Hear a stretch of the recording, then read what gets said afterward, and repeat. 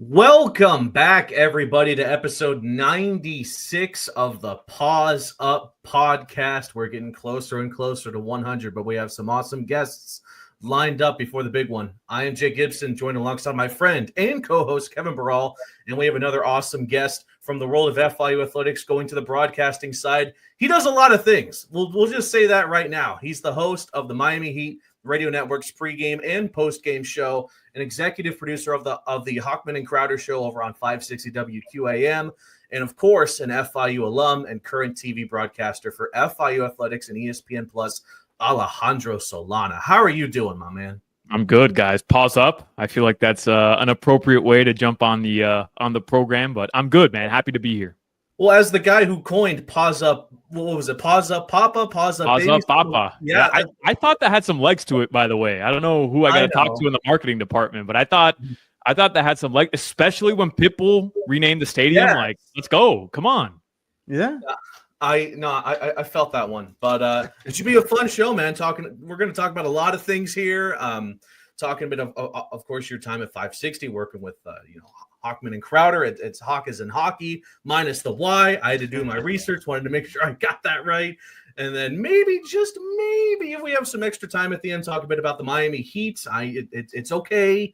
Whenever we've gotten Billy Gill on the show, it always devolves into Marlins talk. So I think it's only fair if we get a bit of extra time there in the end. But let's get right into it. Start off with talking about how it all began, Alejandro. It had to begin with a dream of wanting to get involved with sports media and broadcasting. That's a big industry, but it clashed with your actual desire to become a lawyer, to do law school here at FIU. When did you ultimately realize that being involved with sports was the way that you had to go? Man, you did your research. How do you know that? You've been on shows before. Okay, all right. Before giving your life story. Yeah, man. I truthfully, I grew up listening, and I know most of your audience might be a little younger, but I grew up listening to Dan Le Batard's show with Stu Gatz and Mark Hochman and Mike Ryan and Billy. I grew up listening to that show daily from the time I can remember. My brother, who's 10 years older than me, his name is Danny, he would pick me up from school, and I'd get in his car. This is, back in 2005, 2006, 2007. So I'm either just leaving elementary school, in middle school, and then into high school.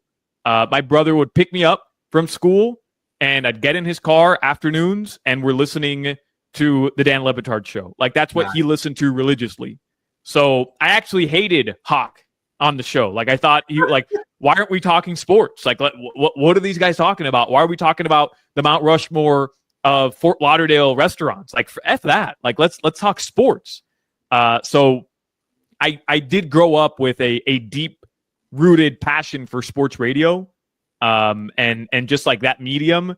But I grew up going to Miami Heat games, and my family is from South America. Both my parents were born in Uruguay. And I had no option. Sports, specifically soccer, is just a part of my life. I grew up going to the soccer fields with my brother. My dad was his coach throughout my entire youth. So that's kind of where it all materialized. I love sports, obviously, just like any other kids, just like you guys growing up. But it was a major part of our lives. My sister was a cheerleader. She's older than me. My brother played soccer. My parents, every weekend, I'm the youngest. I'm either going to a cheerleading competition, I'm going to a soccer tournament for my brother. And then once I'm old enough to play, that's my life. They love the Miami Heat. They have season tickets since 2002. Nice. And I'm going to which was a pretty good year to get season tickets, because then number 3 gets drafted a year later, literally. So, this is just my life. Leaving Heat games, getting picked up from elementary, middle, high school, going to Heat games with my brother, my older brother, Danny, and listening to George Sedano on the way home, listening to Jonathan Zaslow on the way home, to the games, from the game, Tommy Tighe, to the game, from the game. This is my life every day. Born and raised in Miami-Dade County. And I go to FIU, had an opportunity to go to FSU, decided to stay in Miami. Nice. And I go to FIU. Hell yeah. I know you guys like that. Yeah. And I'm pretty much my entire life is, yes, I love sports radio. I would love to be Mike Ryan. I'd love to be Mark Hochman. I'd love to be George Sedano. But you don't actually think you can achieve that. And especially 10 years ago, podcasts didn't exist 12 years ago. Like it was a thing, but it wasn't. Nowadays, you guys can do this and it can be a launching pad to something greater. But when I was, getting into college, maybe I didn't have that foresight, but it just wasn't a thing. It wasn't as popular. Sports radio was still popular. Mm-hmm. And like, there was no doubt I wanted to be involved somehow, but I didn't think I genuinely was going to be able to work for 790 The Ticket or 560 WQAM. I just did it because I loved it. Like, I thought I could talk sports. I thought by listening to Levitard's show and the way that they kind of like recreated the sports listener market down here, that I could be involved in it somehow. But I was going to be a lawyer. Like, that's just what my parents expected I was going to be. I like arguing. I talk a lot, clearly, based on this very long answer. I just thought, like, I'm going to be a lawyer. It's what I'm going to do. And then, I'm studying for my LSAT my senior year. I'm working promotions with 10-Day Tony from the shipping container at the Levitard show. We're working promotions at 790 The Ticket, but like, it's not going anywhere. The guys in charge at the time, I won't name any names. I don't like putting people on blast, but they basically were like, yeah, like, we don't hire FIU guys at 790 The Ticket, basically, is what they told me and 10-Day Tony. And he got an opportunity at WQAM. And the day I graduated FIU, December 16th, 2016, I'll never forget it. Ryan McGuire, the program director at WQM, called me and offered me a position. Wow. Unreal. And the rest is history. We got to backtrack a little bit just to talk about Alejandro Solana, the student at FIU, because your work schedule then puts me to shame. I think it might even put Kevin to shame how much you had to do there. But just talk about how you balanced all that work you were doing. You were with the Panthers, working on your bachelor's degree, talking a big game on Radiate 88.1. Now it's the Roar, working for the Beacon, now Panther Now, and balancing all of that with your very own talk show on 880 AM, The Biz. Well, I'll say this. Don't give yourself, you and Kevin, short shrift, because hosting a podcast, guest booking, producing this podcast, having the graphics in the background, I know how hard that is. So I like jumping on Radiate FM 88.8, Radiate FM at 6:30 in the morning, Monday, Wednesday, Friday, when nobody was listening. Trust me, that was not hard.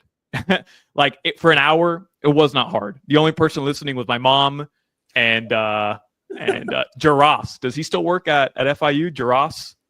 No, whatever. Is very familiar, but yeah. I don't know. So, I mean, freshman year, I get to FIU. I do my first semester. Halfway through my first semester, or like 2 weeks in, I go to student media. I'm like, hey, I love sports. And the sports director happens to be there, and he's like, hey, somebody pulled out of our radio show tomorrow. Would you like to do it? And I'm like, hell yeah. And I show up the next day, and I'm co-hosting the FIU show, and I know nothing about FIU sports. Like Mario Cristobal, T.Y. Hilton, awesome. But we're talking about like whoever, Ron Turner at the time, who was the head coach. Like, yeah, I mean, I know nothing about FIU sports, nothing. I wasn't interested in FIU sports. And here I am hosting a show with the program director who ultimately was like, hey, that was fun. Do you want to do this? And I'm like, yeah. And he's like, okay, but here's the deal. In order to be on the air, you have to write for the Beacon, the student newspaper for the Beacon. We'll hire you. And I had really no writing experience, but I'm like, okay, sure. And this is before ChatGPT. So I knew a couple guys on the soccer team that I played soccer with growing up. My first article was me calling Danny Gonzalez, who played for the FIU soccer team at the time, and being like, yo, will you answer 3 questions for me? And then I'll just put it into an article because you're going to be an upcoming freshman. And that was it. I wrote my first article, and now I'm like one of the co-hosts in rotation to host Panther Sports Talk Live at the time, which was Monday, Wednesday, Fridays. And by my third show, it became very apparent, like nobody was interested in doing this. Like the program director at the time was doing it because like it was part of the job. He had no interest in doing radio, didn't really listen to sports radio. And some of the other guys like thought they were all Dan Lebitard, but they didn't really know anything about radio. And I'm just coming in and I'm like, I'll host. Let's go. Sign me up. Like I'll do it every day. And my freshman year till my senior year, I hosted Panther Sports Talk Live. And then, as the years went on, Tony Caladiud, Giancarlo Navas, who writes for Miami Heat Beat. I could go on and on. Veronica. There was a lot of people. Peter Holland, who now covers FSU. David Drucker, who I'm sure you guys are familiar with. Yeah, Druck was awesome. There were a lot of people who were in and out of rotation, helping write and host the shows. But like, ask anybody from that era. I was pretty much hosting every day, anytime that there was an opportunity to, because I just loved it, So and I'm sure those shows are terrible, like god awful. But that's when I became familiar with FIU sports. I used that as the opportunity, and I got my reps in just behind a mic, becoming more and more comfortable. So you kind of spoke about it a little bit at the start, but we know you had to work pretty hard to get through the hurdles to eventually become the producer of 560 WQAM and then 790 to Ticket. Just talk about your excitement level when you were when you got the opportunity to be the producer, and just how does that compare to what you're doing now? Oh man, yeah. So my first job at QAM. Now I'm finally working in radio. I was working for 790 my senior year at FIU. I was just doing promotions. So if you go out to a event and you see the big like flags with it, this could be for any company. Doesn't have to be for radio. A tent, and the tent has the logo and the station van. And I'm the guy who's showing up to every event 2 hours before, putting out the big like tent with the sign and the spin wheel that can win you tickets. Like, that's what promotions does. And very early on, I'm working with like the likes of Brendan Tobin, and I did a couple shows with Zaslow and Amber at the time, Brett Romberg. So I basically became like the 790 promotions guy. I love sports. I knew everything about that station. I knew everybody on that station. I listened to it 24/7. But as I told you, the powers that be had no interest in hiring me to just be a producer board op. So a guy pushing buttons overnight. Like, I was asking for the most low-level, entry-level position that was going to make $10 an hour. But that I was willing to do anything I could to get my foot in the door. They refused. So I got hired by WQAM, and my first job was producing Panthers games. So it's a pretty entry-level position. You have to cut up highlights. You work with Doug Plagans, the voice of the Panthers. And thanks to 10-Day Tony, I keep calling him I don't call him that. I call him Ant. But 10-Day Tony, I think everybody knows him that would be listening to this podcast. He works on the Levitard show. Anthony Claudiud, he showed me the ropes. He's me and him go way back. Basically, every job I've gotten is thanks to him. So I really do owe him everything. And he's a great dude. But he showed me the ropes at QAM. He had been there a couple months already. And then all of a sudden, I'm doing Canes basketball games. And football season comes around, a couple months of me being in there. And I get the opportunity to be the person in charge of actually producing the Miami Dolphins and Miami Hurricanes games. So weekends are gone. Like, everything's gone. I'm pretty much working 12-hour shifts Saturday and Sunday. Hurricanes games, Dolphins games. Yeah. And that was my life for a couple months. And after being there for, I'd say, a little less than a year, Big O, who does a podcast still in Miami, he was the midday host there. Yeah. And Orlando Alzagari. Big O, his producer and him kind of like, something happens and he wants a new producer. And I had worked with him because he was doing the Dolphins post-game show, and he knew how hard I was of a worker, how diligent I was, and how much effort I put in. I just wanted to do this. I wanted to be around. And he lived out in Kendall where I live. He took me to On the Border, which no longer exists, out in Kendall.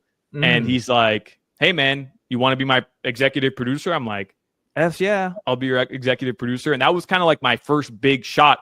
That was when I kind of was like, wow, like my plan to just go back to law school eventually, because this was just never really going to work out, can really be put on hold here. I'm maybe 12 months, 13 months into the game, and I just landed a daytime show, like a daily job in radio, still making nothing, but I'm going to get the opportunity to work with a host who doesn't have a co-host and who leans on their producer a ton.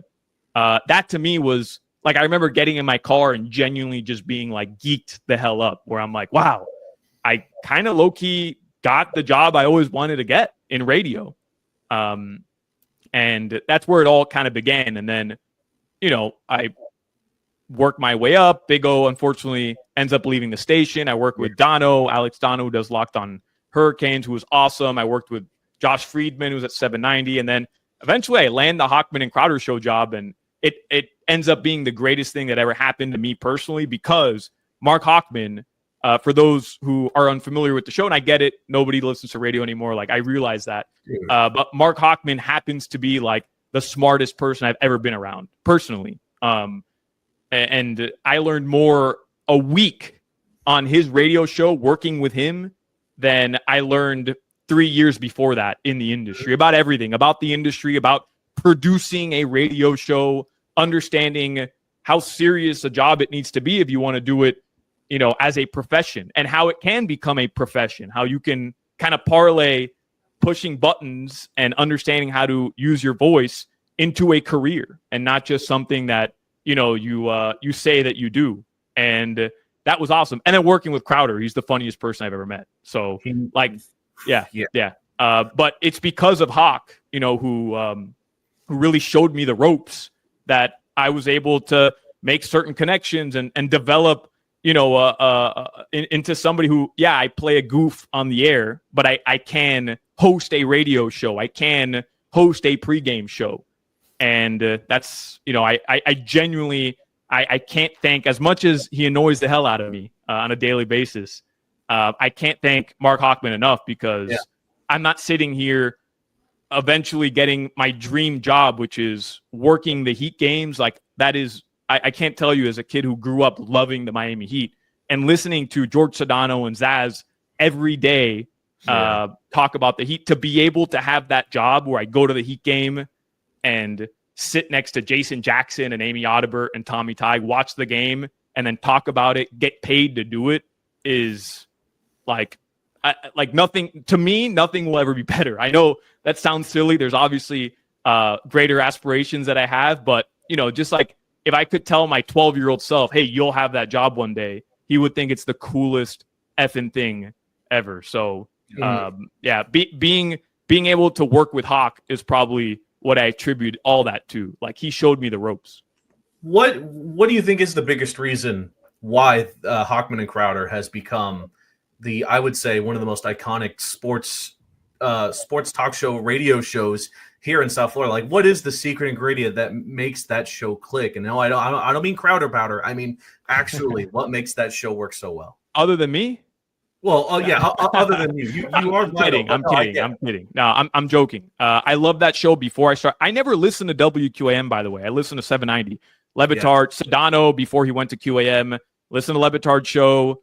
I love Zaslow. I loved Hawk when he was on 7. I was never a 560 guy, because 790 was king when I was growing up. Like, it just was. Yeah. And my brother loved that style of radio, the nonsense stuff. So, but when Sedano went over to QAM, I started listening to QAM in the mornings, and then Hawk went over and I started listening to Crowder. I was a huge fan of their show before I got a chance to meet them, before I worked with them. I just loved Hawk. Like, I thought he was a great host, and Crowder was hilarious. What makes them work is that Crowder is genuinely, he can be the absolute funniest guy in the room if he needs to be, but he can also be the smartest guy in the room if he needs to be, truthfully. And if you listen to our show, you wouldn't think that, because our show really is stupid. Like, really, like it is. We today, for example, we talked about how Crowder's entire take today was that airplane seatbelts are useless. And, it's just a dumb thing to say, but we did 2 hours on that. And then, like, our show is just nonsense, but that's the idea, right? Like, try to get away from the reality of the world and come laugh with your boys for a couple of hours. That's kind of what we go for. And Hawk is just a master radio personality. He doesn't know too much about sports, evidenced by his Tua Tagovailoa takes. Yes. But he's entertaining. He's hilarious. And again, he knows radio. He knows how to set up a radio show. He knows how to navigate conversations. better than anybody I've ever been around. So you put somebody like Crowder who has a story for everything, who can make any type of person laugh, and then you put somebody next to him who can get the most out of people by communicating with them, and you have a dynamic duo. The Hochman and Crowder show, without me, I'm talking about those two, should be a national radio show. Those two, without me, again, I'm not taking credit for it. Those two should be on the level. That's fine. Yeah. Oh, I mean, I think I'm an important part of the show. Don't get me wrong. Like since over the last couple of years, most of our funny moments have to do with them ripping on me. But I realize like they could do that with anybody. You know, that's how good those guys are. It should be, those two should be on a national level, no doubt in my mind. Mm-hmm. You kind of mentioned the Heat gig. Just how did that come to be, and what's that like? I mean, you were through the Jimmy Butler times this last season, which was crazy. Yeah. So what's that been like, and how do you land that? I mean, who reached out to? What was that whole process like? Yeah, so it's a little, it's uncomfortable because the way it fell in my lap was at the cost of somebody else losing their job, which I hate. So Jonathan Zaslow held that job since 790 The Ticket had the rights to the Heat. And by the way, 790 and 560 merged, which is why, So, but anyways, he had that job. He was great at it. I love Zaz. Like the fact that I got to like be in the same studio with him once I was on a daily talk show with Hawk, to me, you know, I loved it. Like I love Zaz. So it sucks that I got this job because unfortunately the radio industry is the way it is now, and he got laid off. But he's doing bigger and better things anyway, so he probably doesn't really care. But he got laid off, and it was during the summer. And a couple weeks later, I got a call from my program director, and he's like, "Hey, would you be interested in taking over the Heat gig?" And I was like, yeah. Like now, yeah. Where do I sign? I don't care how much you're paying me. I'll do it for free. Like, yeah, let's go. And that's pretty much how it worked out. Now, obviously, around the station, everybody knew like I love the Miami Heat. On the Hochman and Crowder show, I pretty much, you know, I went to every Heat game. Everybody knew that about me. So it kind of just fell into my lap that way, where everybody knew me as the person who loved the Heat. I wanted to be involved with the Heat any way I possibly could. And I was hosting this show previewing the Heat broadcast. We have like a 30-minute window where Hawk and Crowder ends into the official Heat pregame show. And instead of just like playing network programming, our boss had asked me for a couple of years, like, hey, do you want to just do a 30-minute show? Like, so I used that as my opportunity. And truthfully, it probably wasn't the smartest thing doing a Heat show into a pregame show for the Miami Heat. Probably doesn't make sense. But I used that as an opportunity to just talk about the Miami Heat. Like I did my own Heat pregame show. And so, yeah, I was given that opportunity. And yeah, first year we go to the NBA Finals. Like crazy. Legitimately effing insane. First year to go to the NBA Finals. So let's talk about the FIU start, part of this whole thing now. You begin as that. I think you did a little bit of soccer, did some basketball, done a lot of everything, honestly. Yeah. Now you're doing baseball, and I don't know if you may have done a little bit of softball. Just when did they reach out to, and what's this experience been like? You've covered some fun games. I'm saying a fun team with baseball. Softball, unfortunately, didn't end the way it should have. But overall, I mean, it's been a good year for FIU athletics. Yeah, that softball team, by the way, is like legit fun. I did 3 softball games this year with Zach, and I truthfully, because I had reached out to Nick, who you guys had on, and I told him, like, listen, man, I don't know anything about softball. I don't. It's not a sport that I watch. It's not a sport. And he's like, it's okay. I think you'll do all right. Like, it's pretty fast paced. Just try it once and you let me know. And I did loads of research going into the broadcast. Didn't want to sound stupid. And when I tell you it was the most fun I've had broadcasting any game, like the games are genuinely just fun. They're a fun watch. And I regret not like covering it while I was at FIU and just becoming more familiar with softball. But anyways, yeah, I actually happened the day that Pitbull announced that he was renaming the stadium. So I show up. I've been following AJ Ricketts for a while. I love the fact that he's on the FIU broadcast. I do watch FIU football games, and I try to keep up with FIU sports just so that there's some sort of FIU presence on local AM radio with WQAM. So I'm the FIU guy. I know Billy Gill holds it down on the Levitard show. Like, I know. But I try, to at the very least just rep a little bit, however I can. So I loosely keep an eye on everything happening with FIU. And Corey Brooks and AJ Ricketts are kind of like the broadcaster guys. Like, I know that. I made relationships with them, just like friendly, like, hey, man, like, love your work, blah, blah, blah. Nothing serious. And I did do some games for UM. Joe Zagacki, the voice of the Miami Hurricanes, hooked me up the last couple of years doing some women's soccer games for the University of Miami. And I had that under my belt. And I let AJ and Corey know that day after we saw Pitbull, like, hey, man, I'd love to get involved any way I possibly can. I know Billy Gill's doing some football games. Like, if you guys ever need somebody, call me, let me know. And they're like, actually, yeah, what are you doing tomorrow? Like, we need somebody tomorrow for soccer or whatever. Like, it just worked out that way. And I love it. Like, what I want to do is broadcast. I want to be a soccer play-by-play commentator. That is my goal. That is the next step that I want to achieve in media. I truthfully don't know if I'm great at it, but that's a question you have to ask Corey or Zach or Billy Gill, because I'm doing a broadcast with Billy on Saturday. I don't know if I'm great at it, but it's what I want to do. It's the next step of ultimately what I want to get at, and hopefully my long media career, which is broadcasting. Yeah, no, that was an amazing story, Alejandro. However, you did bring up the Hurricanes. So, Kevin, could you quickly do the thing real quick? Thank you. I appreciate it. All right. My bad. Well, I should have said Coral Gables University. My bad. Yeah. All right. By the way, just to expand on that a little bit, that day I show up to Pitbull Stadium, the announcement, and when I tell you the night before, I don't know what I ate, and I was just not feeling great. And the next morning, I wake up, I go to the gym, I drank a Celsius, and I'm like, man, I feel like I'm going to faint. But I'm like, I knew what the announcement was. I had been tipped off already. I'm like, Pitbull? Like, I have to go see Pitbull Stadium at FIU. Like, I can't not be there. I'm the FIU guy. I have to go. So I'm sitting in that crowd.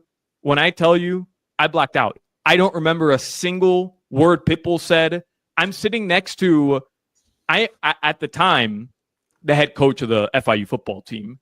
I'm sitting next to Coach Mack. And I remember shaking his hand, and I was going to bring him on the radio, but I don't remember a conversation. My palms must have been just like soaked. I almost fainted. Like, I don't know what was wrong with me, but I remember like Pitbull was done, everybody's clapping, and I got up and I got a little woozy and I had to sit back down.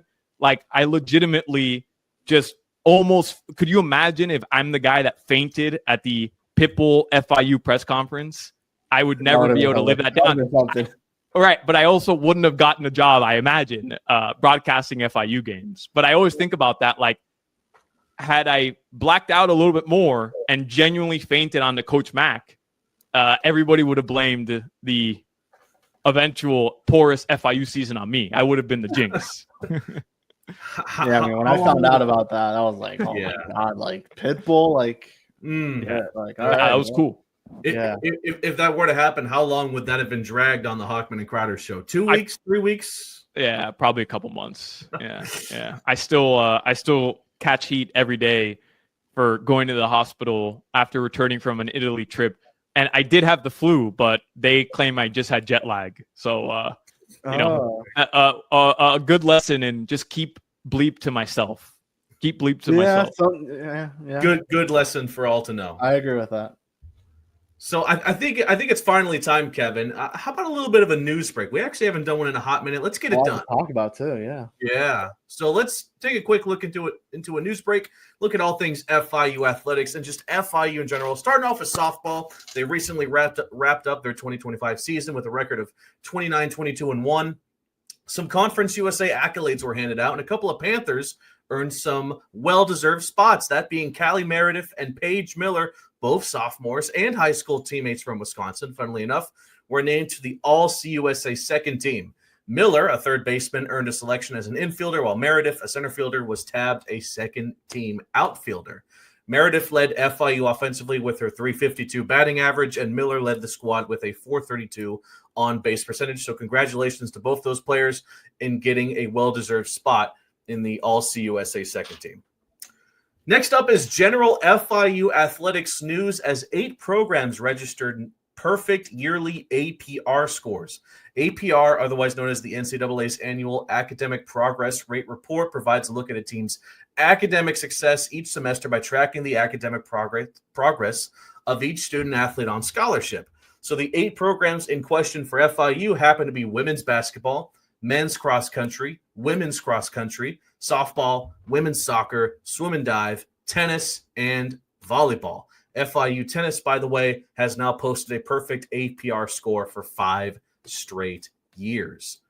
And lastly, here's some good news if you find yourself parched on campus, as Coca-Cola has been announced as the new beverage partner of Florida International University. Starting on May 19th, Coke will take over beverage, vending, and pouring rights across all of MMC and BBC, including all on-campus dining locations, convenience stores, stadiums, and arenas. So expect plenty of Coca-Cola and all its different varieties like Diet Coke, Coke Zero, alongside other drinks such as Sprite, Fanta, Minute Maid, Powerade, Dasani, and my personal favorite, some Seagrams. So that was your brief look at Newsbreak. Let's get right back into the swing of things here. I did want to briefly ask you this when we were still talking about the Heat. One guest we've had on the show before we're really good friends with, Michael Biamonte. Just how well do you know him? Do you have any cool stories during your time covering the Heat alongside the voice of the Miami Heat? Well, first of all, he's the GOAT, legend. Yes. Yeah. I happen to do a, excellent fake Michael B, if we're being honest. Yeah. Oh, really? Luol Deng. That's pretty good. That's pretty good, right? Yeah. Out of all the plays you could have chosen, yeah. For what it is, yeah. Luol Deng. Luol Deng. Oh, I love that. No, but he's awesome. I don't really have many stories with him. Remember, I sit up top in the broadcasting booth, and he's literally working the games. And then I'm like the last one to leave the arena. Post-game show wraps up. Everybody's gotten out of there. But I will say this. I went up to Mike B, and I said, hey, I'm Alejandro Solana. I do the pregame, halftime, postgame show. I just wanted to introduce myself. I'm a huge fan. Been coming to Heat games since I was a little kid. And he's like, Solana, of course, man. What's up? And just the fact that Mike B knew me, to me, was like insane. It just absurd that he knew who I was, and he just wanted to chop it up with me. So that was really cool. Sorry, I don't have a cool story with Michael B. I wish I did. Yeah. But just the fact that he knew me, I thought was pretty cool. Bro is a legend. There's no doubt about that in my mind. And he's a cool dude. Like, he's genuinely a cool dude. He is. Yeah. No. We see him all the time at FIU, just doing stuff before games at Pitbull Stadium. At FIU, he's great. And I don't know if you guys have ever been to a Heat game when he's not the PA announcer. So I remember a couple of years ago, it was a playoff game, actually. It was like his daughter was graduating, so he couldn't be there. And then, he gets sick like anybody else. And it's not that the person who fills in for him is bad, because he's not. I don't want to throw shade at that person. But a Heat game without Mike B as the PA announcer feels weird, man. It just feels weird. Because he barely misses games, too. Yeah. A Heat game without Biamonte, that's like a Hawkman and Crowder episode without Solana, bro. That's what I'm saying, bro. That's what I'm saying. Yes. All right, let's actually talk some FIU sports here. Starting off, of course, with football. You've seen a whole host of coaches for the Panthers. Cristobal Turner from Butch Davis to Mike McIntyre. Now FIU has got Willie Simmons leading the helm in what a lot of people are saying is one of the most exciting seasons for FIU in a hot minute. Just overall, man, how are you feeling? There's still a few days, like 100-something days to go, but how are you feeling? Yeah. I like the vibe. Do we know who we're playing week 1 yet, by the way? Has that been announced? Cookman. Oh, we are playing Bethune-Cookman? Oh, okay. Yeah. That's awesome. Yeah, I like it. I like Willie. I haven't gotten a chance to meet him yet. But from everything I've heard from around the program, I happened to be on the call the day he was hired, which was pretty cool. I was calling an FIU women's basketball game, and then, all we did was talk about Willie Simmons. But from everything I've heard, the dude has been successful at every level, and now he gets the opportunity for him to land a dream job, right? Like a D1 program. I realize FIU is not necessarily considered a dream job. I realize that. But for somebody like Willie, I think he'll come here and take this opportunity incredibly serious so that he can continue to advance, hopefully, elsewhere. And for me, like, you get somebody who understands the state of Florida, understands how important recruiting Miami is, and understands and is young enough to understand how the dynamic of college football, the landscape of college football is shifting, which I think he understands, which is like, you better show these kids how cool it is to live in Miami, how cool it is to be in South Florida, and how important it is to get an opportunity to play immediately, and you can do that through the transfer portal. Like, that's how FIU is going to become a program that can compete in Conference USA, in my opinion. So I think he understands those things from everything he said. He also knows how to use Instagram, which for me is huge. Like, hey, it's 2025, bro. He's posting some sweet-ass selfies. He's got swag, and he can connect with kids on social media. Like, that to me hits all the boxes for what FIU needs.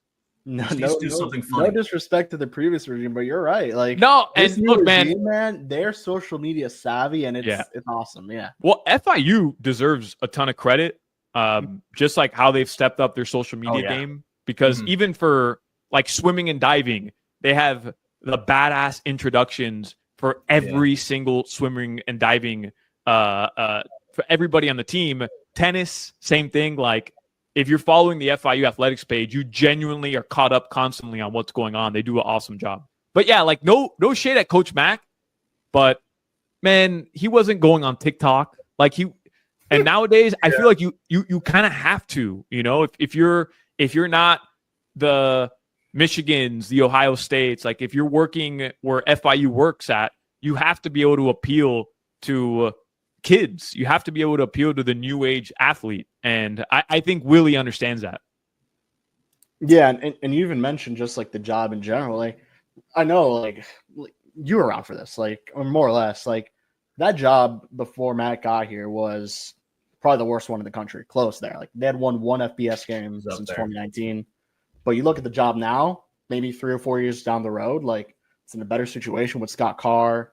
You've got Miami recruiting, like, NIL is a lot better than it was a couple of years back, for at least for FIU. So, like, it's a good job. And on top of that, Willie, who had less resources at FAMU, was winning 12 games, 10 games, winning the SWAC, Coach of the Year, like, recruiting well. So you don't need, like, obviously you need an NIL, but with Willie and that staff, like, you could just say, Willie, probably a really good guy at just talking to the kids, as you kind of mentioned. I think that's perfect. Yeah, no, I'm with you. I was very impressed by, and look, you can come in and win the first speech to the team.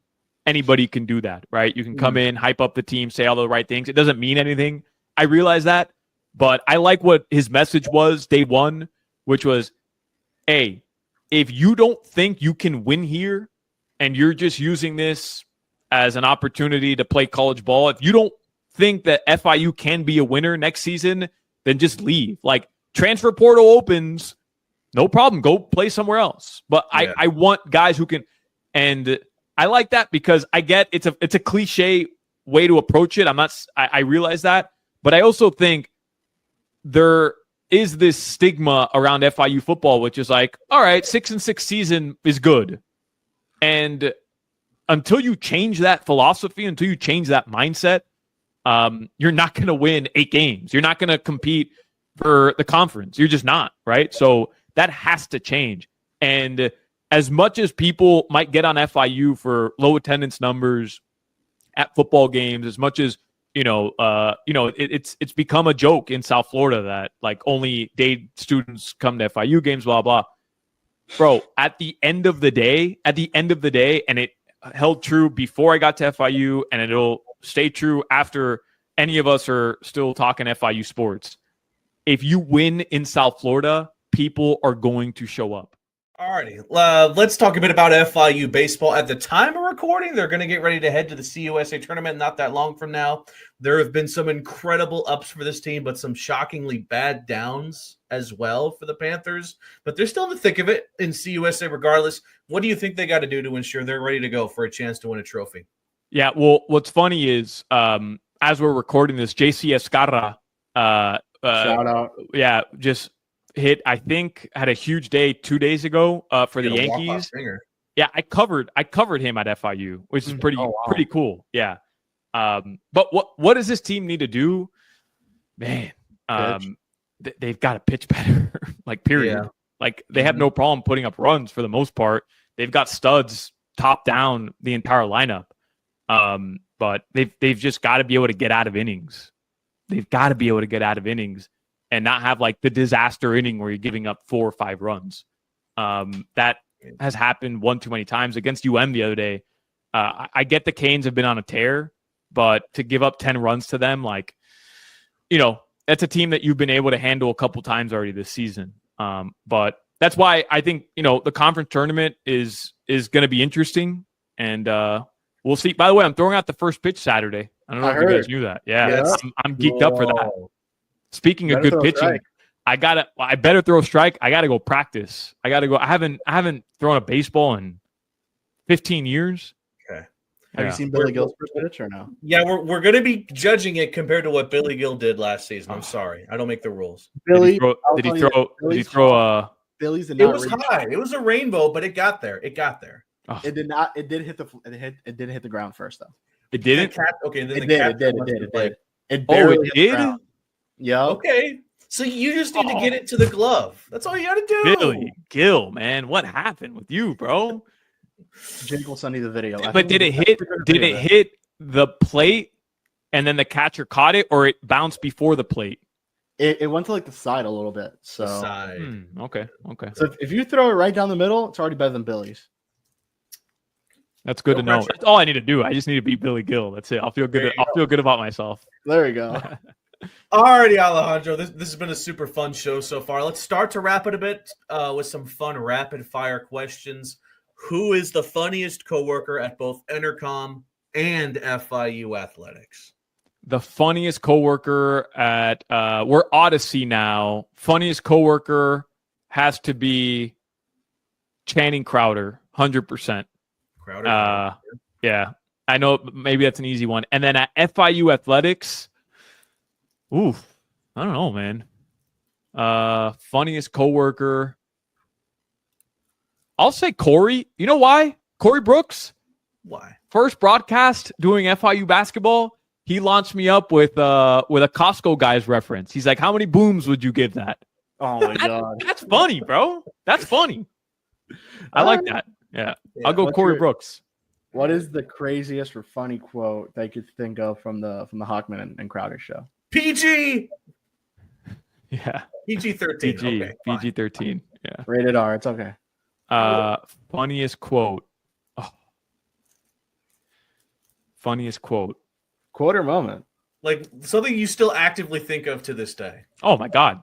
Crowder losing a tooth on the air multiple times. Multiple? If you haven't seen that video, I will send you. You send me the Billy Gill video. I'll send you that video. Okay. During the show, Crowder, he got veneers put in his mouth, brand new veneers.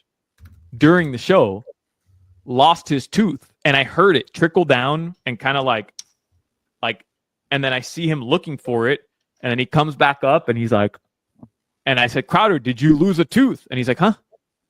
Did you lose a tooth? He's like, yeah. And I slowed down the video. I'll send you guys a video. Like this guy live on the air lost his tooth. Funniest thing that's ever happened to me, ever. Oh my god.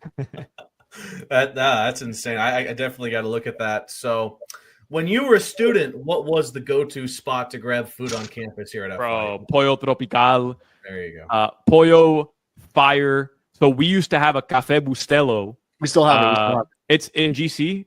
You still have it in GC? Yep. It's all right. So yeah. My mornings was finish Panther Sports Talk Live, go down.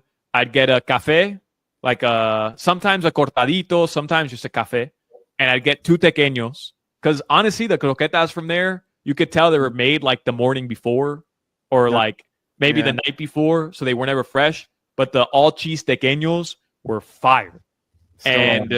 So pollo was like a must.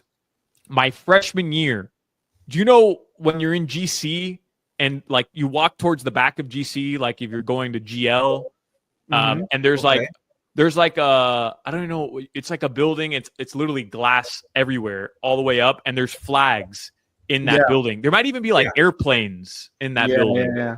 Whatever. They used to have like a food. They had a sushi maki, I think, at a time in there, or like some. Is that still there? Yep. Yeah. Okay. All right. Sushi Maki. Subway's there. Sergio's. Right. Okay. Sergio's. Okay. So I didn't have Sergio's. My senior year, they opened up that new building right next to the law building, and I think there's like a Taco Bell there. No longer Taco Mango. Bell. Yeah. Mango. Yeah, the Taco Mango. Bell's gone. It's like It's a Middle Panda. Eastern place now. Yeah, they have Panda and a new spot which is really good called Halal Shack. Yeah. Okay. So, but honestly, I ate at Pollo like every day. Pollo, I ate a lot of Subway, and then if I was ever out at PG5, bro, Chick-fil-A, come on. Oh yeah.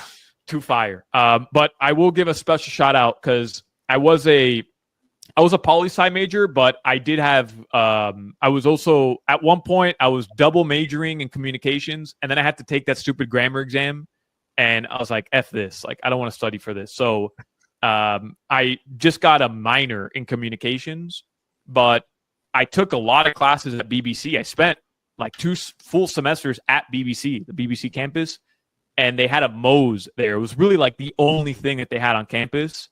And bro, that Moe's saved my life, man. Like saved my life. Every other Moe's I've been to, there was one in Kendall, in Town and Country, was gross. I didn't like it. That specific Moe's at the BBC campus was run like perfectly. There was never a line because there was never anybody there. That Moe's was fire. But to answer your question, Café Bustelo in the morning, tequeños and Pollo Tropical every single day. I'd get a Tropa Chop at FIU every day. I love it. Favorite memory of the Miami Heat during your time working with them? Oh, Breezeway cookies. Oh, yeah. Sorry. Not correct. Are those still around? Yep, Yes. they still are. Yep. Oh, are they still fired? It would be a sin if they ever left. Yeah. I Let's think just they say changed their recipe a year or two ago, and no one liked it, so they went back to the OG. yeah. Let's just say there were several nights walking out of Panther Hall where I needed Arizona iced tea and a couple Breezeway cookies. You know what I mean? Yeah. Love it. Just enjoy. My favorite memory has to be, so this is going to be a weird one, but first year we end up going obviously to the NBA Finals, right? But before we get there, the Heat go up 3-0 on the Boston Celtics. Oh my God. Oh no. And game 6 at home, the Heat basically wrap up the series. There's a second left. And remember that Derek White? Well, remember that Derek White putback? Yes, I remember that. I will never forget I had already typed up. I don't remember how we took the lead. I honestly forget. But I think it was free throws from Jimmy or whatever. Maybe Max Strus, like hit a jumper or something. Free throws from Jimmy, that did it. Yeah.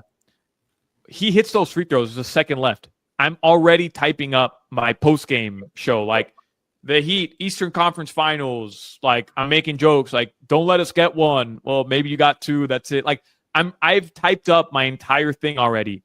I am in post-game mode, celebration. I'm already texting our producers in the studio, get Bepa's ready to go. Like, I am in, we're going to the finals post-game show mode. It's like, there's no chance that this isn't going to happen, right? Derek White hits that shot, and I remember sitting, looking at the stadium. Nobody's leaving. Everybody is just in disbelief. Like, I remember looking around and like kids are crying. There's people are just like, and I couldn't wrap my head around the fact that they lost. And then to do the post-game show after that is absurd. Like, what do you like? Oh my God, we're going to be the first team. Yeah. That's it. Like, it's over. Like, that's it. It's over. Like, if we were going to win, we were going to win that game. Now we have to go back to Boston after losing 3 straight and losing like that. Yeah. And bro, Coach Spo getting on the podium, and he does this thing where like he taps the podium at the press conference, which always just riles me the hell up. I heard him do that, and I remember thinking to myself, man, they're going to go win that game. They're going to go win that game. Them winning Game 7 is my favorite moment on the Miami Heat radio broadcast. Winning Game 7, winning it comfortably, and then being able to celebrate that night. I took calls that night. Like, bro, 1 a.m, people are calling. The lines are lit up. Awesome. Just like peak moment to be doing a radio broadcast when everybody, it's not just that you beat the Celtics. It's not just that like you're going to the NBA finals when nobody thought you would. Yeah. It's the fact that you thought you were already there. It was ripped from you in the most agonizing way possible. Yeah. And then you overcame the most catastrophic possibility for a Heat fan, which is blowing a 3-0 series lead for the first time in NBA history. Like, to overcome all of that, all of those roller coaster emotions, that roller coaster ride of emotions, to then win Game 7 in Boston after the Florida Panthers a couple weeks earlier had come back down 3-1 to beat the Bruins in that same building in Game 7 also. Bro, like, I know the Heat don't win a title that year. It's hard to like script something better than that. That was awesome. That was awesome. Yeah. I really liked where that story ended up because I thought for a second, why is Game 6 your favorite memory? That was horrible. That sucked. But okay, I get it. It's a happy end. All right. As a former sports writer and sports director for Panther Now myself, I got to ask you, what is your magnum opus at Panther Now? The best article you ever wrote during your time there? Bro, I got a certificate for best article of like fall semester. The Rosenberg Rowdies. Former FIU president. I don't think since you guys, maybe before your time, but Rosenberg was like just before our time. Man. Right. By the way, not Jake. Yeah. Didn't they announce today that President Nunez is going to be the president? Yeah. It's pretty cool. Yeah. Good for him. So they had remember when FGCU had their like big run to the Sweet 16? Do you guys remember that? Yeah. Several years ago. That. So that was my freshman year of college, I think, or maybe my senior year of high school. Whatever. The following year, FIU was playing FGCU at FIU, and it was like this big game. Tyrell Murphy was FIU's like big player at the time, and there was this fan club started by like these 3 guys called the Rosenberg Rowdies. And they're just like, hey, we're going to dress up in like beach wear. Like we're going to the beach, like typical tourist beach guys. And we're going to go and sit behind the basket and pretend like we're going to be a fan. We're going to be like a student section. And for whatever reason, the Rosenberg Rowdies actually, for that FGCU game, packed that place. People showed up. I had never been to an FIU game at the arena at FIU where the game was filled, and it was awesome. They ended up losing the game, but they pushed FGCU to like the final minute. Bro, there had to have been, I don't know, 12, maybe like 8,000 people at the arena, which is a huge turnout, maybe a little bit less, but it was slammed. And the Rosenberg Rowdies were like a big part of it. Mm-hmm. And it ended up dying quickly, like for whatever reason. But I wrote an article about the Rosenberg Rowdies and how like impressive they were at, whatever. You could probably find it. I don't know. Are all those articles still like up? They should be. If I just search up your name on the website, they should pop up, I think. So, yeah, you could probably find it. Yeah. So Rosenberg Rowdies. Well, while Kevin's doing that, Alejandro, you've been such an amazing guest on the show, man. I got one more question for you. If you have anything you would like to say to the fans, to FIU, to just anybody in general, the floor is now yours. Yeah, I have several things I want to say because I too did research and I watched some of your shows and I was prepared for this. First of all, if you're from South Florida and you're at FIU and you're watching this and you grew up around anybody who's like, oh, I don't want to go to FIU. It's so lame to go to FIU. FIU is like Miami-Dade B. Bro, grow up. FIU is going to get you an awesome education. FIU is going to help you meet some of the coolest people, maybe some of the best friends you'll ever make in your entire life.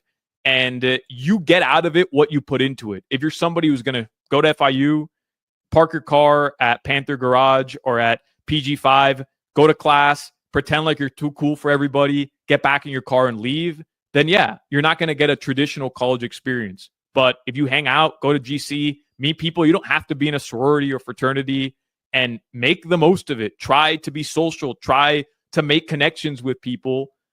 You're going to have a legitimate, awesome college experience, even if you're a South Floridian going to FIU. And I hate this stupid narrative that has been built up by South Floridians that there's something wrong with going to FIU. Genuinely, I went to FIU. I love my time there. I love that I keep going back to the university, and it's giving me opportunities still to this day. And I'm proud to be an FIU graduate. Also, guys, let me know for some Breezeway cookies. I mean, I'm down. You guys let me know, and I'll be there 100%. Oh my gosh, we have amazing news, Solana. Hang on, I gotta share my. I found the article. Did you find it? Yeah, I found it. Let's go. Yes, there it is. There it is. Bro, Rosenberg Rowdies, new traditions at FIU basketball games by Alejandro Solana. Hold on. Crazies, Eruption Zone, the Izzone, and now the Rosenberg Rowdies. Oh my gosh. Look at oh my gosh, look at this. Oh, there's a bunch of quotes in here too. Oh, yes. Oh, yeah. Yep, there we go. So look at that. The U.S. Century Bank Arena. Holy moly. Yeah, man. Is this Twitter page? This Twitter page cannot still be up. Shot. I want to believe it is, but Let's okay. See. The Rowdies will be out at the next Panther game partying at the beach when FIU will host ODU. Oh, man, that's so cool. Rosenberg Rowdies is still active. I mean, they don't use it. They haven't tweeted since it's alive. They haven't tweeted since September 3rd, 2015, and their second to last retweet happens to be from the great Ron Turner. Oh, you gotta be kidding. Everyone watching this, go to Twitter right now and go follow at Rosenberg Rowdies just to maybe bring him back to life in case someone still has access to that account. Alrighty, man, I wish we could talk to you for like 3 more hours, but we got to let you go here, Alejandro. You've been such an awesome guest. Thank you so much for your time. Anytime, guys. Seriously, I appreciate what you guys do. As I told you guys, it's not easy doing what you do. Yeah. Trying to get people interested, and constantly coming up with different ways to be creative. I appreciate what you guys do. Seriously, I genuinely do. And just the fact that you did all your research as well, I think speaks wonders about how talented you guys are. So thank you. Thank you so much, man. We appreciate it. So for our guest, for Kevin and myself, episode 100 is around the corner. Stay tuned for that. It's still going to be an awesome one. We have some amazing guests coming up. It should be a lot of fun. We're not going to spoil them, but they're going to be a couple of returners, maybe some newcomer. One returner specifically that I think y'all are going to be happy to see return to the pod. Until then, all right, that's all I'm going to say. Until then, have a great rest of the night. And Paws Up!